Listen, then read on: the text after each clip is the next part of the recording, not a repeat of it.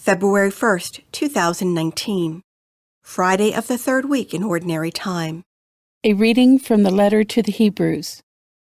Remember the days past, when after you had been enlightened, you endured a great contest of suffering. At times you were publicly exposed to abuse and affliction. At other times you associated yourselves with those so treated. You even joined in the sufferings of those in prison and joyfully accepted the confiscation of your property, knowing that you had a better and lasting possession. Therefore, do not throw away your confidence. It will have great recompense. You need endurance to do the will of God and receive what He has promised. For after just a brief moment, He who is to come shall come. He shall not delay. But my just one shall live by faith, and if he draws back, I take no pleasure in him.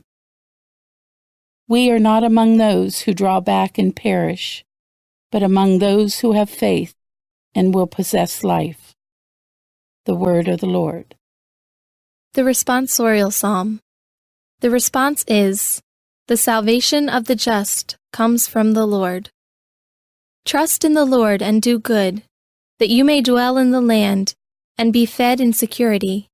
Take delight in the Lord, and He will grant you your heart's requests. The salvation of the just comes from the Lord. Commit to the Lord your way. Trust in Him, and He will act.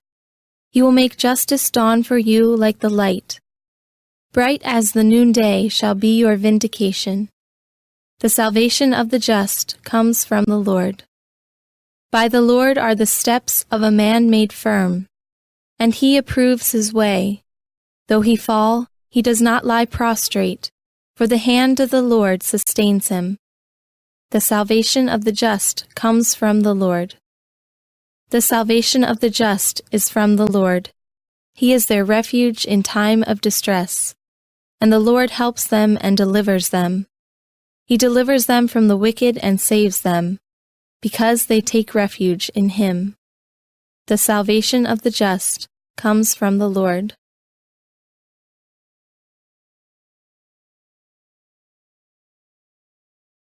A reading from the Holy Gospel according to Mark.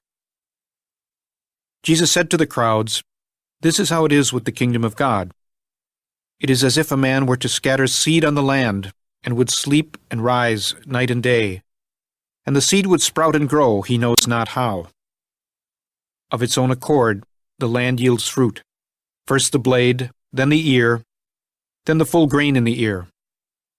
And when the grain is ripe, he wields the sickle at once, for the harvest has come."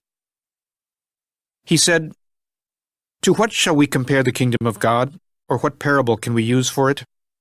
It is like a mustard seed that, when it is sown in the ground, is the smallest of all the seeds on the earth. But once it is sown, it springs up and becomes the largest of plants, and puts forth large branches, so that the birds of the sky can dwell in its shade." With many such parables he spoke the word to them as they were able to understand it. Without parables he did not speak to them, but to his own disciples he explained everything in private.